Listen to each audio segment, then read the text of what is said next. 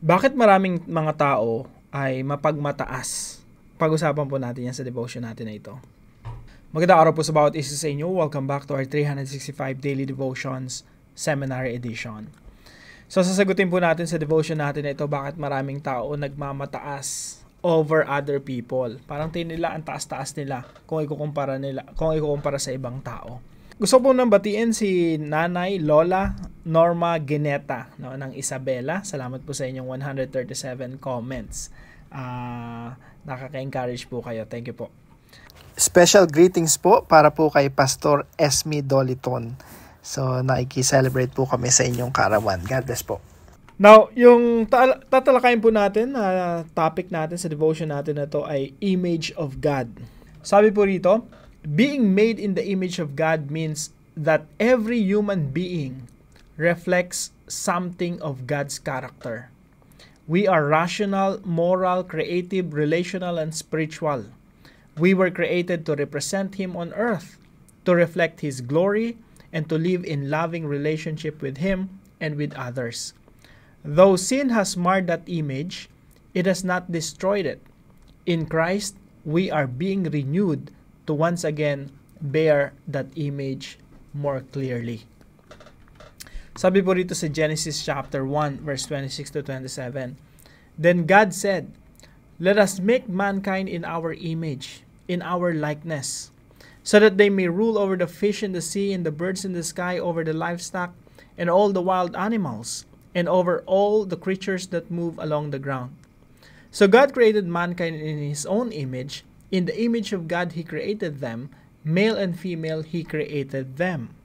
Sa Tagalog po, pagkatapos sinabi ng Diyos, ngayon, likhain natin ang tao ayon sa ating larawan, ayon sa ating wangis. Verse 27, nilalang nga ng Diyos ang tao ayon sa kanyang larawan, sila'y kanyang nilalang na isang lalaki at isang babae. Alam niyo po itong verse na ito, napakahalaga po nito. At isa po ito sa pinanghahawakan nating mga Kristiyano, na lahat ng mga tao ay nilikha ayon sa imahe ng Diyos. Kaya po ito yung una nating katuruan ngayong araw. Number 1, all people are equal in value and dignity. Lahat po ng mga tao, pantay-pantay when it comes to value, worth, dignity, dignidad. Kaya po, alam niyo po yung mga sinaunang mga Kristiyano, dahil talagang malalim itong verse na ito para sa mga Kristiyano, pag nakakita sila ng injustice, talagang nagdudugo yung puso nila. Hindi pwedeng yung injustice mamayani, nilalabanan talaga ng mga Kristiyano yan simula pa ng unang panahon. Sa kultura po doon sa first century Christianity, yung mga tao, minsan ang tingin nila doon sa ibang mga lahi, mas mababa. Minsan naman, yung ibang tao, ang tingin sa mga babae, mas mababa kumpara sa mga lalaki. Kaya nga, mas madalas inaabandon na yung mga babae, yung iniiwan na lang sa kalsada. Ang umaampon po doon, mga Kristiyano, kasi tinitingnan nila yung mga batang inabandona ng mga babae na created in the image of God. Simula sa panahon ng mga sinaunang mga Kristiyano hanggang sa kasalukuyan, ganyan po yung mindset ng mga Kristiyano. Alam niyo po sa panahon ni Hitler, papakitaan ko po kayo ng mga krimen na ginawa ni Hitler, no? Ito lang yung summary. Para kay Hitler, yung mga Hudyo, kumaga salot ng lipunan. Kaya po 6 million Jews yung namatay because of the Holocaust. Talagang pinersecute ni Hitler po yung mga Hudyo. So, yung mga Slavs, ito po yung mga Russian, Ukrainians, mga Poles, mga nakatira sa Poland. Para kay Hitler, mga inferior race yan. Tapos yung mga Roma, 200 to 500,000 people, mga gypsies, mga pinersecute niya rin yan. So, isipin niyo po, 6 million Jews, millions of Slavs, around 500 mga gypsies, mga pinagpapatay niya, pinersecute, ginutom, namatay sa concentration camps. And then yung mga black Germans, mga itim, mga negro, mabababang uri yan. So, in-sterilize niya para hindi na dumami pa. Ang iniisip niya, na-pollute yung Aryan race. Para sa kanya po, yung Aryan race, yan yung pinakamataas na race, na lahi. Yung mga disabled people, ganun rin, pinagpapapatay, in-sterilized, considered useless eaters. Mga kumukonsumo lang, no? Mga retarded, mga wala sa tamang pag-iisip, mga pilay, bulag, mga homosexuals, thousands are imprisoned and killed. So, sa panahon po ni Hitler, napakatindi yung racism. Napakatindi yung tingin niya. Tingin niya yung Aryan race, yun yung pinakamataas. The rest are inferior. Pero tayo po mga Kristiyano, nilabanan po yung ganitong mindset ni Hitler. Marami po mga Kristiyano ni-rescue yung mga pinipersecute ni Hitler. At eventually, nagapi rin si Hitler at yung Nazi Germany. Kaya nga po tinatawag na Third Reich, yung Nazi Germany. Kasi para kay Hitler, yun yung pinakamataas na Reich, yung empire, yung kanyang imperyo. Now, para sa mga Kristiyano, all people are equal in value and dignity. Kaya nga may pinanood ako patungkol kay Corrie ten Boom. Tinatago niya talaga yung mga bata, yung mga Hudyo na pinapersecute during that time, even to the point of risking their own lives, yung family ni Corrie ten Boom. Bakit? Ang tingin niya kasi people are equal in value and dignity. Sa pangalawang puntos po, looking down on people is looking down on God. Pag nilook down natin yung mga tao, parang nilook down natin na itong mga tao na to, image bearer ng Diyos. Parang tiningnan natin na mababa. Kaya po hindi natin dapat tinitingnan na mababa yung kapwa natin kahit sino pa. At pangatlo po, living in God's image means living like Christ. Ang Panginoong Jesucristo po, nung siya ay nagkatawang tao, pinamuhay niya talaga kung anong ibig sabihin ng image bearer, na tayo nilikha ng Diyos ayon sa kanyang wangis. Kaya po ang ating Panginoong Jesucristo, hindi niya nilulok down yung mga tao. Sa halip pinakita niya kung paano ba talaga maging tao, paano magpakatao. So si Jesus yung standard model ng tunay na pagiging tao. Kung gusto mong malaman what does it mean to be a human being, you look at Jesus Christ, makikita mo, yan ang ibig sabihin ng pagpapakatao. Si Jesus talaga yung image bearer. At siya yung model talaga natin. Now, tayo po lahat mga tao, mga broken image of God. Kasi po, nilikha tayo according to the image of God. Ang problema, yung image ng Diyos, yung imahe ng Diyos sa atin, sinira natin, winasak natin. Namuhay tayo ng mas mababa pa kaysa sa pagiging tunay na tao. Si Jesus Christ po dumating para i-restore yung image of God sa atin. Ipanumbalik, ano ba talagang ibig sabihin ng magpakatao. Kaya po mga kapatid, napakahalaga po na lahat tayo bumalik doon sa original design ng Diyos sa Genesis chapter 1, na lahat tayo pantay-pantay sa harapan ng Diyos. We are all image bearers. Lahat tayo may image of God in us. Now, dito po sa Genesis chapter 1, verse 26 to 27, napakarami po nating matututunan dito. Pero dahil marami na tayong discussion patungkol po rito, dito sa particular devotion natin na ito, gusto kong mag-focus tayo sa paano natin tinitingnan yung ibang tao. Na hindi natin dapat sila tinitingnan na mas mababa kaysa sa atin. Minsan kasi mapagmataas tayo eh. Pero tandaan natin yung mga tao sa paligid natin, they were created in the image of God. Katulad natin. So pantay natin sila. Huwag natin silang ilulok down. Ano man yung lahi nila, ano man yung kulay nila. Meron kasi tayong colonial mentality na pag mas maputi, mas maganda. Pag maitim, hindi na maganda. Nilulok down na natin. Piling natin pangit kasi maitim. Pero mga kapatid, kahit maitim yan, maputi yan, kayo manggi yan, created in the image of God, tratuhin natin sila ng pantay. Let's treat them fairly, ng patas. Minsan kasi pag mas maganda yung kausap natin, bumabait tayo. Pag pogi kausap natin, bumabait tayo. Pero pag pangit na, nasusungitan na. No? Minsan, normal kasi yan sa mundo eh. Pero tayo na naniniwala sa image of God, tinatrato natin, mahirap man, mayaman, katutubo man o hindi, maitiman o maputi, we treat people fairly because they're created in the image of God.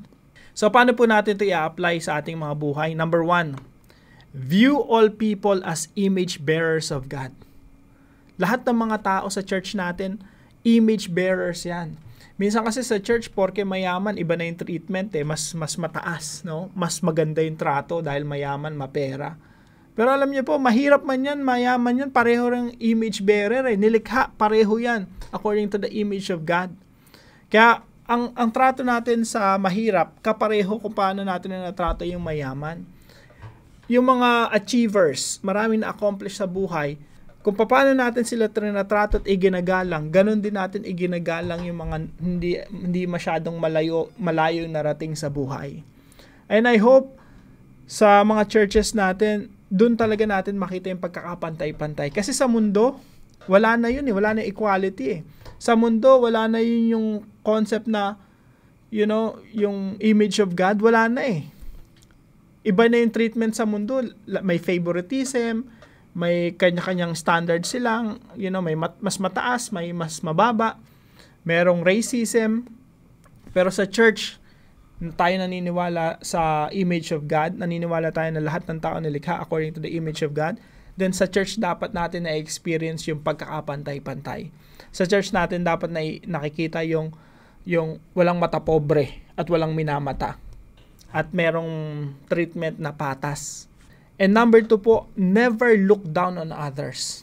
Sabi nga po sa Philippians chapter 2 verse 3, Do nothing out of selfish ambition or vain conceit.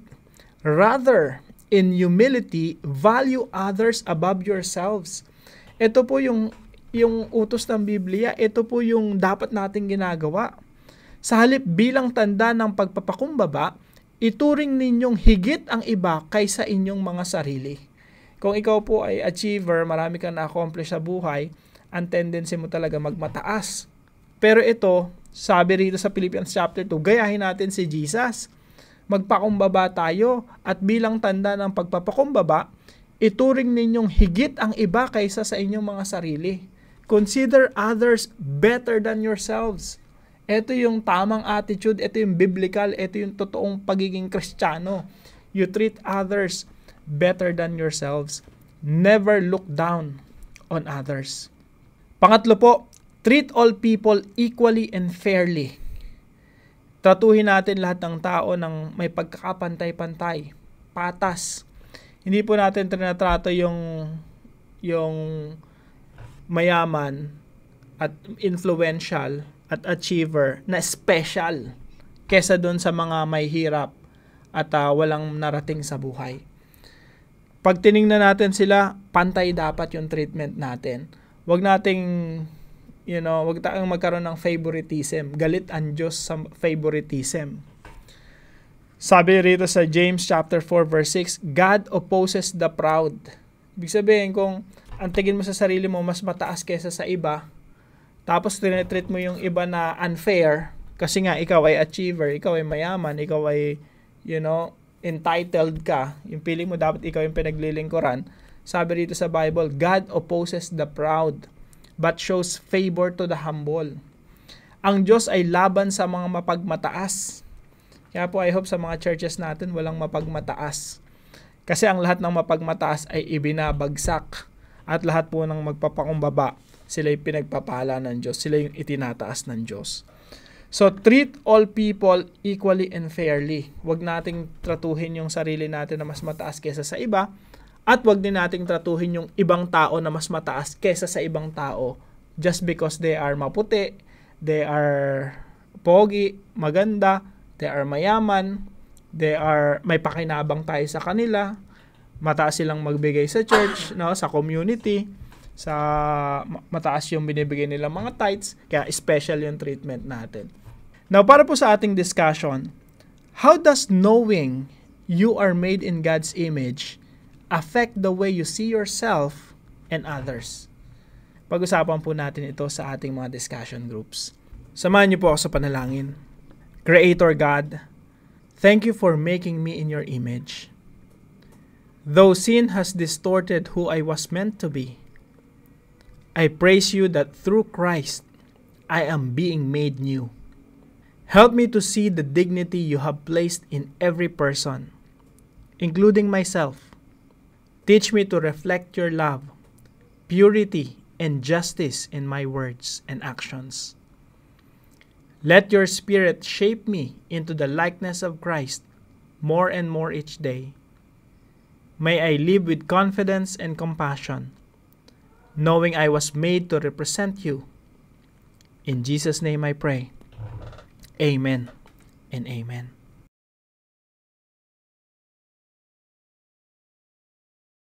Maraming salamat po sa bawat isa sa inyo na nakasuporta po dito sa ating channel. I hope meron po kayong natutunan at napagpala po kayo ngayong umaga. Now, kung meron po kayong gustong i-share, natutunan, reflection, or gusto nyo sagutin yung discussion question, ipaalam nyo lang po sa comment section right below this video. Na-appreciate ko po yung inyong mga comments. At wag po natin kalimutan na ibahagi po yung devotion natin sa ating mga mahal sa buhay at mga kaibigan. Ang Panginoon po ang magpala sa inyong lahat. See you po tomorrow 5 a.m. dito po sa ating Daily Devotions.